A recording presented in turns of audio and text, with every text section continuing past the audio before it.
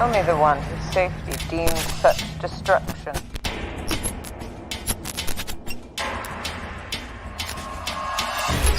The songs of eons past tell of battles between Mandalore the Great and an order of sorcerers called Jedi.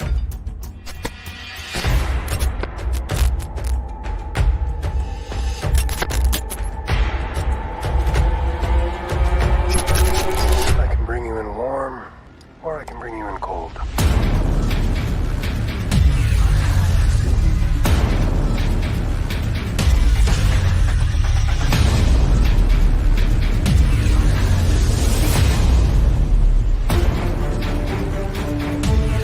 You are a Mandalorian. Your ancestors wrote the great mythos.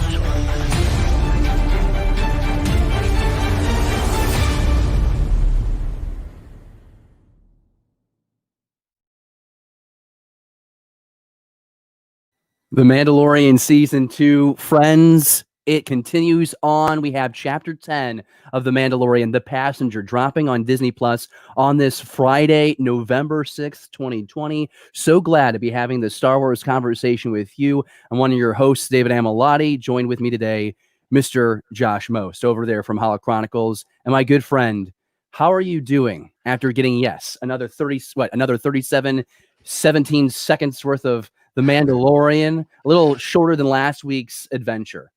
Definitely had to bundle up for this Mandalorian chapter. Had to get it was a snow planet, and they had plenty of cold experiences going on. It was fun. I had a good time with it. I know we're going to dive into it. Again, anything that I can wake up on Friday morning that involves Star Wars is worth the effort. So I'm excited. Absolutely. I'm excited to talk about it. Absolutely. Every Friday we go live here on the Beyond the Blast Doors Network, and what we'll do is we'll break down what happens in that episode from our favorite moments. We'll explore our favorite Easter eggs that are sprinkled out throughout the episode, find out what they really mean. Are they just fun little treats for fans, or do they serve a higher purpose? Like I said, we'll do this every Friday, tell you what it means in the episode and how it may impact the story moving forward, and maybe have larger implications in the Star Wars galaxy. So we'll uncover that here in the next 25 or so minutes. And we can go ahead and just dive in to this conversation, because it is Chapter 10, The Passenger. We learn as we start this episode on Disney Plus, not getting those titles released until you start your viewing, which is totally fine with me. This is, like we've already said, a shorter episode in comparison to the season premiere, and we find ourselves launched in the middle of our venture back to, back to our city on Tatooine with the child, with Boba's armor, and we're speeding back.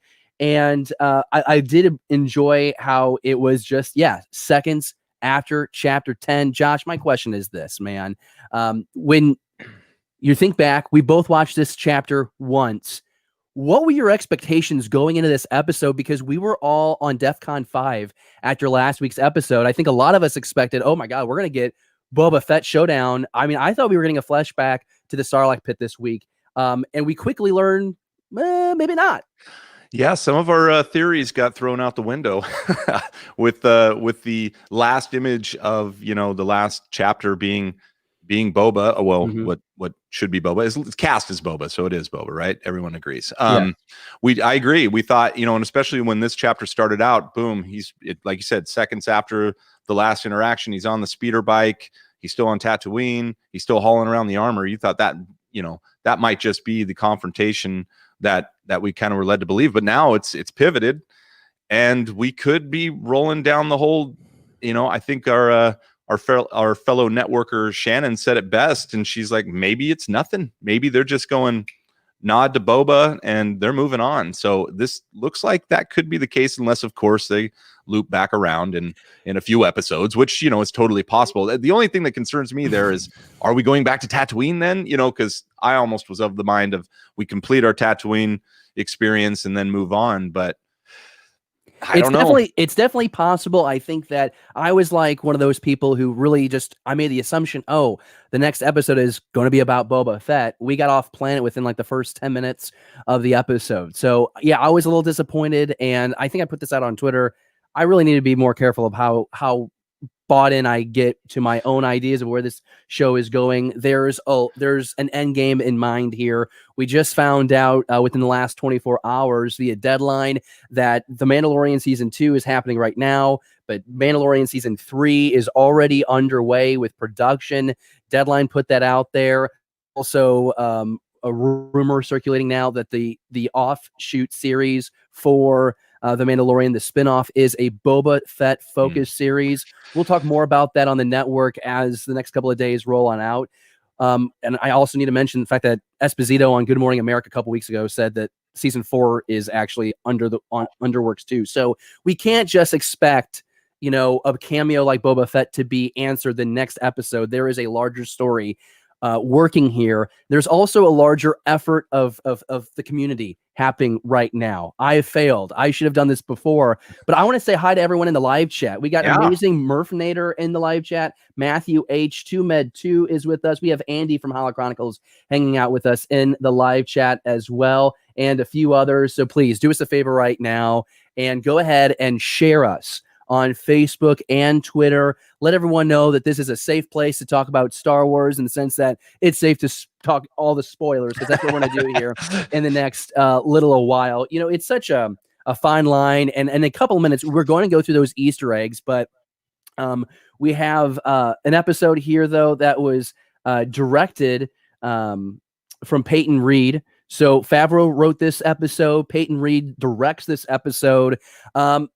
A little bit different of a vibe. It felt kind of like original trilogy, and the fact that you would cover a scene or a sequence of scenes, and then a lot of dissolves to black, and then we would pop up in a new moment of time. I thought that was an interesting use of showing the passage of time in this episode. Josh, are we excited about this episode? Well, and I wanted to address, I hate to use the word disappointment. It's probably just a little bit of a coming down off the last episode. Exactly. I don't think it's disappointment. It's just a little bit of a level change as far as where your feelings are going to be. The last episode, after watching it 2 or 3 times now, was awesome. It's fantastic. It doesn't get any worse as I watch it. Yeah, there's some points that you could nitpick if you wanted to, but it was just a fun episode. It was also, about 10 or 15 minutes longer than the one we just got. So it's just a little bit of a change in pace. And again, this is just, remember, they're called chapters. We're in a book right now. And after this chapter was over, you're just putting a bookmark in. It's not the end. We get another episode and another one after that, and so on. So I think I made the point that if we had this entire season dropped in its entirety, that's too entire, sorry about that, then you just move past that episode onto the next one, and it would be this continuing flow of the story. So I'm not concerned. I'm not disappointed. I'm just ready for the next one. So, and there's some fun parts of this that I was going through that I think we're going to touch on. So, yeah, I think we're going to find that there are a lot of great moments in this episode that maybe you found yourself not accepting off the top, because like you said, Josh, we're coming down from that season premiere. Also, you probably enjoyed the hell out of this. There were a lot of great callbacks to the prequels, the original trilogy. There might have even been a few references to the sequel trilogy. So again, Jon Favreau is showing his efforts with crew, including Dave Filoni, to be connective with this series. So really excited about it. I love the world building, or the galaxy building, that this episode did, Josh, because we're going to a couple different planets. Obviously we're trying to find this commune, for the better, lack of a better word, for these Mandalorians. We have to get somehow the child back to its own kind. We need to find these Force users. The Mandalorians are going to help the Mandalorian himself do that. Din Djarin's going to get help from them. But obviously they get sidetracked. We learn that we're going to go to that ice planet a lot sooner than maybe we expected. Although I think that Pete on Beyond the Blast Doors Live a couple weeks ago thought that the snow planet would be in the first couple of episodes. Yeah. But here we are, though, Josh. It's the world building. We are getting new planets reference, going to those new planets. I talk about this a lot. George Lucas said every movie, his goal was to have 3 unique environments. And that tradition is also being kept here in The Mandalorian. Yeah, I agree. And even some of the throw-ins, for sublight travel and all that. I thought that was kind of cool. We saw a map of the system that they were traveling to and the route that he was going to take. I kind of like those details, you know. They just make it a little more realistic. Not everybody can hyper jump into any place, and actually the Mandalorian is like, no hyperspace, forget it, you know. So I thought that was cool that we saw a different side of travel, which involved, you know, of course the foreshadowing of, you know, hey, when you travel at sublight, you're going to run into thugs and maybe even, you know, rebels or a New Republic. So and yeah, as far as the world building goes, we left Tatooine, we drop into a different planet. Did we get the name of that planet? Because it was kind of on the way. It wasn't the actual system where they're looking for the covert. It was a, you know, it was a pit stop, so to speak. But yeah, that was interesting, and I loved the Maldo Kreese. Is that what it is? Maldo Kreese is what it looks like. Some research indicates. I think they use. I think maybe like Arabesh was on the tracking system, or something. Somehow that's the planet. Somebody translated people it. People think, yeah.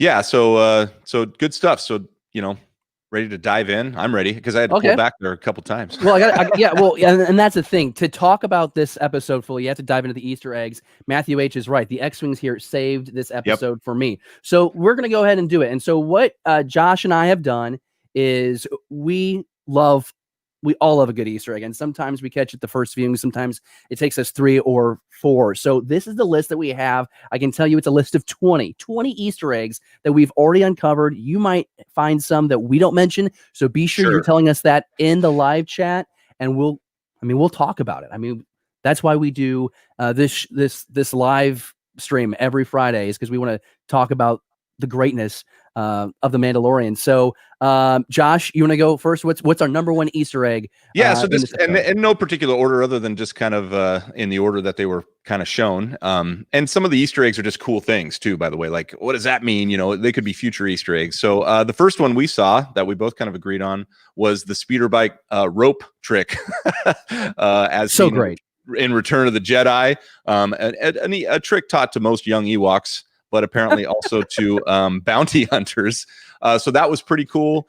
I really enjoyed watching the child just spilling. I actually went back and watched it a couple times because that was a CGI moment for the child. And it was cool. I mean, the child just gets thrown around. I mean, he gets punched, he gets tossed. I mean, this is a very durable kid. Well, it cost $5 million to construct. So yeah, I hope to God the thing wouldn't break. You would think that a speeder bike, though, I mean, I guess it's an older model, but I just think of I think of like the walkers in the sequel trilogy, how they have like the sharp ridges on the bottom of the feet in case the Republic likes to use like cables again to trip them. You'd think speeder bikes would have like some kind of cutting mechanism so that way they don't fall. Well, they do. Maybe, like, they have speed higher. Know, those blades in the front just shink right through. I like that it was also just rope. It wasn't like some kind of, you know, Durasteel cable or anything. It's just rope and a nice snare spring mechanism. I mean, this is high-tech stuff here. It worked really well. And number 2 on our list is the Nikto, which is the species of, this guy here on your left, one of the bandits. This is a character that we have seen before, at least not the character. We've seen the species of the character before, which is always really exciting when you see this. But I just thought it was nice to see a familiar race back. That's a good looking alien right there. So no problems seeing him. I did want to touch before we depart from the scene, because I know we're going to. There was a couple things I really enjoyed. These aren't necessarily Easter eggs, but I really and for one, this is kind of an Easter egg. This is a callback to the Force Awakens character. We couldn't find a name for this alien, but it's definitely the same guy in the Force Awakens. I think he's where is he? He's at the temple or something. So yeah, he's a cool dude. Holding the baby hostage with a knife to his throat. That's always exciting. But my favorite part was after the Mando gives up his jetpack and then ignites it with this poor guy holding it, was the look that the Mandalorian and the child shared. This just cracked me up, because it really looks like the child is just like, come on, man, really? And even Mando shrugs like, It's funny. You knew it was going to happen. He's not giving up that jetpack. I would say one of the pluses of this episode is the constant moments of chuckle. Great humor throughout this thing. Again, it's that situational humor that I love so much about Star Wars. Yep. I remember why I want to mention the Nikto earlier, that species. It's because those were all the freaking pirates that the Mando and IG-11 killed at that. To get the child, to get the child at the beginning of this series. So I'm an idiot. I forgot. Hey, the next one is meet Dr. Mandible. This is a lot of people are really excited about this. Hard to say for sure, but Dr. Mandible is a massive ant-like creature. Looks a lot like the species known as the Killick. And if that's the fact, there's a good chance. Maybe this is the good doctor. It marks the first live-action appearance of the species. The creatures were first introduced in the dark novel Dark Nest 1, The Joiner King. It's also pretty funny that the Ant-Man director, Peyton Reed, did direct this episode, given that led to him directing another very large ant. So very convenient. And it's a moment that I know that Pete Fletzer had a lot of fun with in this episode. He actually has a satirical piece on BeyondTheBlastDoors.com that you can check out that it further explores Dr. Mandible. I love it. I really liked the interaction between, what is her name? Pelly. Yeah, just, it was awesome. That was that whole Sabacc game, which I think is next. They're playing Sabacc in this scene, is our next kind of Easter egg. That was great. I love the whole like cover his call, and she's like 500, and Mando's like high stakes game, and she's like, oh, he's on a roll, and then proceeds to wipe him out with what was her hand? It was like 3 idiots or something. I forget what it was, but and she won that pot. Way to use the language barrier to her advantage. That was well played. Exactly. And in this shot that you're looking at on your screen right now, we get another cameo from R5, who's actually following the Mando and I'll never get it. Never mind. It's okay. That gal out. I'm just glad that bad motivator over the last 35. It's going, man. Yeah. It's going. Really holding up well. Very durable. Right. Hey, you know what? I love a good callback, especially when it's just that episode that you watched last week. Very clever Galaxy's Edge Easter egg that we got here, and that is the rotisserie of the crate meat. Really enjoyed this. If you haven't been to Galaxy's Edge at Disneyland or Disney World, or you don't have the Star Wars Galaxy's Edge cookbook, then you have no idea what the hell we're talking about. But I can tell you, though, that this is a WED-15 Treadwell droid roasting that meat on the Pod Racer engine. When you visit the theme park, you can visit the eatery called Ronto Roaster that you can go to, and it's the meat is made the same way. In reality, though, the massive burning Pod Racer engine in the eatery is for show. But it's still nice to see that they even found a way to get a theme park into this show, and it's not like slap you over the head, silly, and embarrass themselves. Like, it's just like this subtle thing, and a great callback to that piece of crate dragon meat that the Mandalorian mounted on the back of his speeder at the end of last chapter. Really worked well for me. Well, you got to think of the planning that had to go into that, right? They're like, okay, in episode 1, he's going to kill a crate dragon. Hey, let's grab a slab of meat, and then in episode or chapter 10, we'll throw it on a rotisserie and call back to our. They are going to expect Boba Fett back in this episode. A little redirect. Oh, grab the beef. Yeah, exactly. Yeah. Exactly. Yeah. Exactly. Grab the beef. Instead of Boba Fett, we'll get beef. It's like Ryan Johnson said, you got to give them what they don't think that they want. And that's dragon meat. Don't give them what they do want. Give them what they don't know yet what they want or need. And another, I think that's also in the Bible. Exactly. You quoted perfectly, like a prophet. So, and also part of this was, I like it medium rare. I'm not some Rhodian. Now, you and I were talking before the show, like, what the heck does that mean? Is there a callback to a Rhodian eating like charred meat or something? I don't know. So well, it's always fun to have those species referenced. And of course, we just were at the cantina. So I think it's interesting that, you get a call back to Greedo. Who knows? Maybe that was even the same booth that you had Han Solo and Greedo in from A New Hope. Sure. So it kind of connects in that way. Again, it's that world building. And I like how we're trying to make this as casual as possible, to where as a viewer, as a fan, you're getting educated. Again, you're learning about all these different species. You're seeing all these different planets. So it goes into the immersiveness of this series that I really like. And it's to the benefit of why we like Star Wars in this, episodic TV streaming format, because instead of having to rush through 2.5 hours to cover all these different concepts and go to all these different places and have all this conflict, you get like, 30 to 50 minutes each week to build up like a 4.5 hour or 5 hour movie long, but you're able to be so intimate. And I had to tell myself when I'm watching the series sometimes, I got to be patient. Okay. It's just one sliver in this overall story. When we watch all of season 2 combined, and if we're so bold to watch all of season 1 and 2 in one sitting, which would be like 12 hours, but nonetheless, that story is going to make a hell of a lot of sense and it's going to be epic. So got to stay patient, and that means we have to travel sublight, right? We got to travel sublight through our experience so we don't ruin it for ourselves or other We got to people. slow down and enjoy the frog eggs. Speaking of frog eggs, I did like this part right here while they're traveling sublight, which by the way allowed for you to get some more in-ship interaction, which is always kind of fun. There's plenty of the Falcon. There was a lot of time where their downtime, some of those scenes were set within the Falcon, and that's 5-10 minutes of screen time. That's kind of traveling from here to there. So I liked that. But this scene right here where we have the child, I loved it because this was such a bait and switch, no pun intended with frog eggs, but it's like he's warming up to it, and even if we had the live action shot here, the eggs kind of pull down towards him. So you're like, okay, either the eggs are attracted to his little warm hands, or is he force using or something? So you thought something magical was going to happen, literally, like. And he eats eggs. And then, yeah. I was like, I honestly thought like, oh man, the child, this is where he's going to take this next step where he's showing empathy and he protects this species, or maybe even, helps them come to fruition, so to speak. Now, we don't need that to happen. I understand how that works, but you know what I'm saying? Like, because it really did. They just came and attracted to him. I'm like, oh, this is awesome. And then plop. So fun. Which again is another just great. The humor that they use is great. I love how they use the child as some comic relief and cute relief too.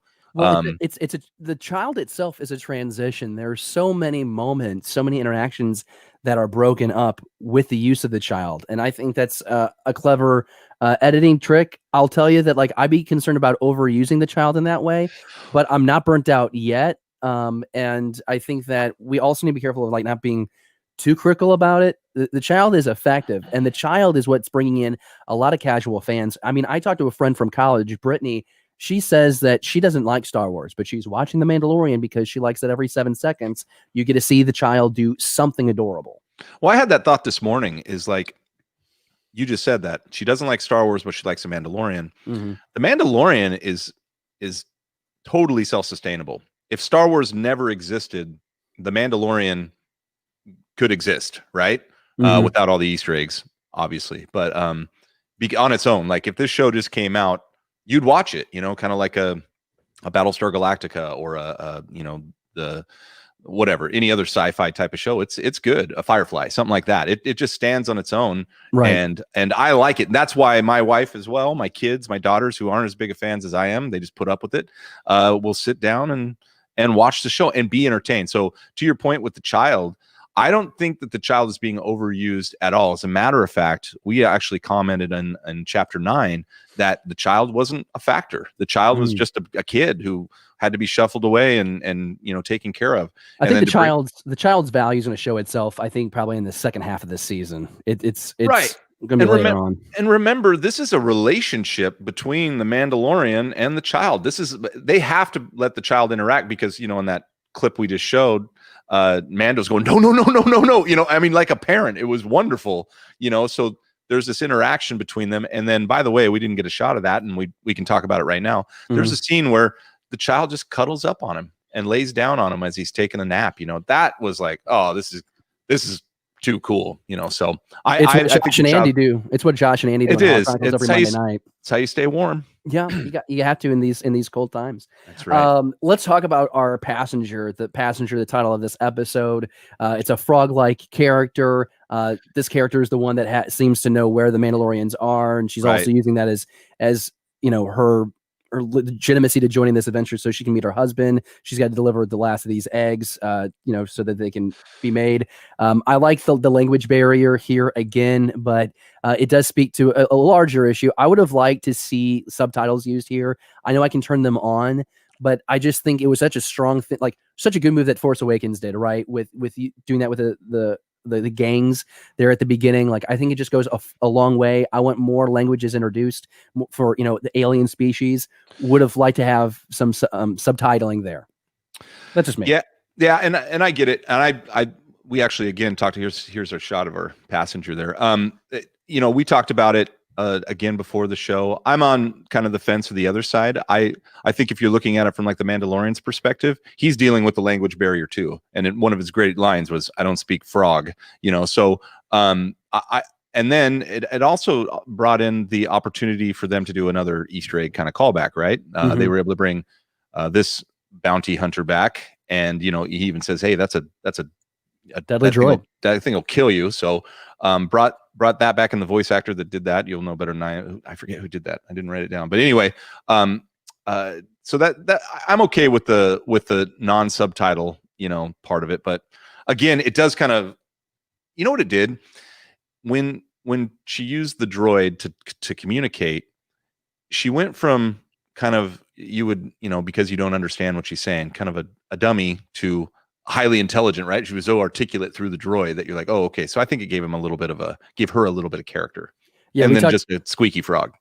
And we're getting close to that snow planet. I liked Andre's comment here in the live chat saying that, remembering a lot of people think it was Elam. Yeah. I mean, I was one of those people. It doesn't seem to be the case, but there seems to be a lot of spiders. We'll get to that in a minute. Yeah. X-Wings, Josh, we get some X-Wing pilots, some New Republic X-Wing pilots popping up here. To try and pull over the Mandalorian. That I loved it. Turns out that one of these pilots is familiar because we saw it last season, which is always really exciting. One of those pilots is freaking Dave Filoni, who is one of the co-writers, one of the executive producers on this series. He was, like I said, an X-Wing pilot last season. So really to see that connectivity. How did that humor play with you, Josh? I thought that it was like a little too long, but it was kind of like a, like an awkward, like, we've all been pulled over by the cop. It's not a very comfortable conversation when we know we've been speeding or we're doing, something we shouldn't have done. Did that land well with you? Of course. I think it always lands well when you're taking a galaxy far, far away in starships out in the middle of space, and then bringing it home to something that we can identify with, as, like you said, have been, have experienced being pulled over, which is not fun. And I like even the kind of like, hey, all right, may the force be with you. And they're like, one more thing, how about that transponder? So I'm cool with it. And then, hey, even Mando acted like you would act if you got pulled over by the cops, and maybe he's like, oh, here it is, That's funny. That is funny. So I have no X-Wing pilot humor has been funny every time it comes up, ever since Porkins went down, and it continues to be funny. I'm kidding. I pulled it down, but you got an answer to your question earlier. Zero is voiced by Richard Ayoade. Is that Moss from the IT crowd? We identify Dave Filoni as the one pilot. The other pilot too. Yeah, that is Paul Sung Young Lee, I believe is how you pronounce it. Sun Young Lee. Cool. So, and he's cool. He's from, actually, because of quarantine and COVID, you got to go through all your Netflix shows and had to start a new one. And he's from a show called sitcom called Kim's Convenience, which is about a Korean Canadian family that owns a convenience store, which is hilarious. He is hilarious. He's a great actor. And so that's why I looked him up. I was trying to figure out has he been tied to Star Wars before? Because he has 66 titles to his name, this actor. I IMDb'd him, and he doesn't, but he's been in voice actor for video games and tons of movies that you've heard of before. So interesting guy and cool in the part. I like how these pilots, especially with Filoni and his scruff, these pilots, these are weathered rebels, right? They look like me. They got the gray beard. I mean, Paul, he's an older gentleman. He's still flying around in an X-Wing, pulling over pirates or whatever. So I enjoyed that. I don't think it's a cameo, but I enjoyed seeing him in that show. Like I said, he's a funny dude. Go check out Kim's Convenience. Really cool. I like the reference here to the New Republic. I thought it was interesting that the Mandalorian said, "May the Force be with you." That was interesting to me because that's like a Jedi pleasantry, right? And okay, so what does that mean? Like, if I'm the Mandalorian, obviously we understand that the child is using this like mystic thing, but like, then the Mandalorian should know what the Force is, right? Well, I mean, that's the Force. I got a couple points there because, for one, in the first season, the Mandalorian kind of acts like he doesn't really know what Jedi are. He's like a group of wizards or whatever he calls them. So, is the Force? May the Force be with you? Kind of like God bless you. Like, if someone sneezes, you may not particularly be a church going fellow, but if someone sneezes, you say God bless you. So maybe may the Force be with you is kind of. And the armor did talk about the Jedi at the end of season 1 and talking about how they were enemies. And I think she mentions, maybe she does or she doesn't mention them being force wielders or something, or controllers of the mystical force. I don't know, but that was a little surprising to hear referenced. Yeah, I agree. What do we need to know about that busted droid? Oh, we talked about that. The translator. Yeah. I guess that's it. You brought up the actor's name. It was kind of a callback. It's interesting. I like when there are little things like that. Like Mando took that bounty hunter out, and then he's keeping the head and Zero body parts. We've already Zero and kept Zero, but they used Zero as a I just always wonder, like, who thinks of that? Like, oh yeah, let's use that droid as a translator because apparently she's some kind of droid wizard. Do you like how the frog lady used the Mandalorian code over the Mandalorian to make sure he didn't just that and I think Pete was talking about that this morning in our chat. That's what it is reinforcing Mandalorian code and his adherence to it, which is good because you thought it maybe at the end when he pulled his helmet off, although not in front of anybody, that maybe we were seeing a transition from the Mandalorian kind of softening on his Mandalorian code ethics, but he stuck to it because he was like, he wasn't gonna. He's like, we're not taking off anytime soon. So yeah, I thought it worked really well, and I found myself being empathetic for a character that I really don't know why I would be otherwise. You get it that it's a distressed mother trying to reunite with a husband, but it's like I think what this episode did well for me is I'm starting to be more accepting of characters that are of these different species from across the galaxy, which is exciting because I know that when we first learned that Star Wars stories were going to be a thing, at the time in 2014, 2015, we thought we were going to get, a Star Wars story every other year in theaters. That plan obviously changed, but a lot of people were wondering, could you have an alien be the lead of a Star Wars movie, and would that be accepted by movie-going audiences? I don't know if it would in the theaters. That's really deep, intense, I think, sci-fi space opera storytelling for the casual fan. But in this moment, in this chapter, I found myself really trying to pull for him. Like, man, I really hope that they get this out of get out of the situation.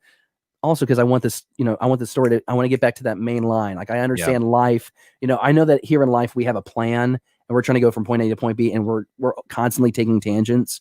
And so it's interesting to see how this experience will further influence the Mandalorian going further. But there's one thing for sure: he doesn't like spiders. Josh, you do not like spiders in Star Wars. I don't like spiders, and this is an Easter egg for sure. And that's what I was saying. Like, who does like spiders? Who's like, yeah, I'm a big spider fan. I love finding them in my bed. That's great. But this is an obvious callback to the spiders from the Clone Wars, and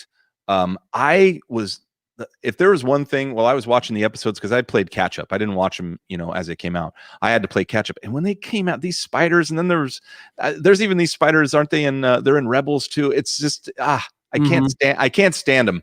I almost wanted to fast forward through them. I don't think they're very attractive, and maybe that's the point. But they just kind of look like big butt spiders, but these were pretty terrifying in live action. So it's kind of cool, especially if you're a big fan of those animated shows, which we are. It's kind of cool to see them in live action form. This one was terrifyingly huge. But I mean, it was scary. When it came crashing down on the Razor Crest. Listen, I know Star Wars tries to do horror sometimes, and it doesn't work well. But I was I jumped during that moment. Like, it was a jump scare that was very effective for me. I hate being scared though. So I'm an easy get for them. But I was really impressed, and I love the cold, kind of like the blue tint to everything. I felt anxious during that whole sequence. So I thought that was really well executed from Peyton Reed. It translated, I think, very well. Very Hoth-like in the hallways to the cave. You know, I had that feeling of Hoth, but there was one thing that made my kind of jaw open. I was like, no, what's going on here? And it's got to be a nod. If it's not, then it should be. So that's probably why it is. But when Yoda, baby, why did I say Yoda? When the child goes and explores within the hot springs there, and he finds the eggs. Very alien-like from Ridley Scott's Aliens. Very Aliens. When that egg just kind of peels open, and he reaches in, and I'm like, no way, because I wasn't even thinking about the callback to these spiders or whatever they're called. I was like, no way, is that a face crawler? And then he shoves it in his mouth. Which, jeez, is there anything the child won't eat? I mean, this is disgusting. By the way, look at the. Anyway, so but and then all the eggs start to open. Once you disturb one, just like in Aliens, the rest are coming open, and then mayhem ensues with that disgusting thing. So I don't know how you felt about it, but I was like, let's get out of here. I was ready for that to be done. So I'm with Andy. I love a good hot spring soak. Yeah, for sure. I already feel guilty for how much I've talked about how it scared me. Wrapping up our list of Easter eggs, mention of prisoner X6911, call back to season 1, episode 6, The Prisoner. In it, Mando helps free a prisoner, which turns out to be the New Republic isn't very happy about. So the Mandalorian gets off in this episode because he did something good. Gotcha. So they use that as leverage. And I don't know if anyone would catch this, but if you look at the credits though, our frog passenger, remember her? Voiced by Bradley Baker, rather, who's the voice of the clone troopers and Commander Rex and Cody and all those clones from the Clone Wars series. Of course, we'll hear from him again with the Bad Batch animated series spinoff slated for Disney Plus here, I believe, next year in 2021 at some point. So it's a pretty solid list of Easter eggs that we were able to make our way through here. And again, we always say like, yeah, we're gonna do this for like a half an hour, and then we always go a little long, but it's just because we have fun. Are there any Easter eggs that we might have missed? I want to go down in live chat and see if there's anything that we might have missed. Yeah, I hope they throw some stuff up there while we're waiting. Here's a good shot of Paul. I really liked how the pilots come back, they save the day, and you actually hear the X-wing, cannons go off. And that's what takes out the big spider. And then these guys are just pot-shotting, which was awesome. I think I have one of Filoni down scope. Yeah, just pot-shotting spiders. Excellent shots, by the way. Excellent shots. So obviously not Imperial trained, but very, very cool. And then the final thing was just, does this woman not count her children? I don't know. And here's the thing though, there were more eggs in the hot spring than were in the thing. So and that was a funny scene too. The kind of the gathering. A few more out. Like, I was very confused. For sure. But the child just eats everything. I mean, this guy, anyway. Loves great. It's hard. Kids are expensive. That's the theme here. Kids are expensive. They're going to cost you a lot of money, especially in food. We have this in the live chat in one of the Ralph McQuarrie Star Wars art books. It also describes his ideas surrounding Spider's life cycle from Empire Strikes Back time period. So Akira doing a nice job here of letting us know the origins of the spiders, that these are from concept arts going back to Empire Strikes Back.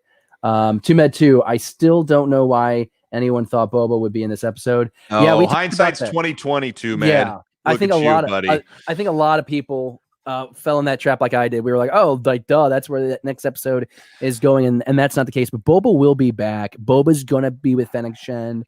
I joked about it on BTBD Live. I really would freaking love it if we get Boba Fett gets his armor back and then he turns a corner somewhere on Tatooine. Freaking Cad Bane comes around the other corner, and then Dave Filoni's able to recreate that classic standoff scene from the Clone Wars that never made it to canon because it was rendering. That episode never got made. So I'm still hopeful for that. We want to know Easter eggs that you liked. What were your favorite moments? For me, it was definitely those X-Wings, even just the way they blasted out of that ice dungeon at the very end before they went back to the surface. I just thought that whole thing was the cinematography of that chase through the planet landscape. I thought was exceptional. That was excellent. Great action. And it's just, you just don't see that quality in Star Wars, but you do thanks to The Mandalorian, thanks to Jon Favreau and Dave Filoni and the volume and all these different things. These are all ingredients to bring the story to life in this way. Yeah, and you really had some excellent shots during that flight scene that were, that we kind of glazed over. I mean, Mando kills the engines, pulls a Tom Cruise, cuts the engines, and plummets, back down to Earth, firing back up. I mean, that's just some cool interaction that you get to see out of ships, especially in atmosphere. And then, speaking of the crest, it looks like Spaceballs junker when it's flying out. I mean, it's got open. I liked his line. Unless that door blasts open, he's like, just kidding. If that happened, we'd all be dead.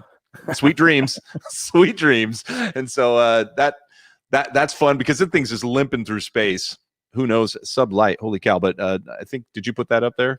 Well, I put Andy's. I know that's what I saw. That yeah, perfect. They can survive light speed. Oh yeah, light speed, but can survive that jostling. Well, Absolutely. They can't survive the child. That's for sure.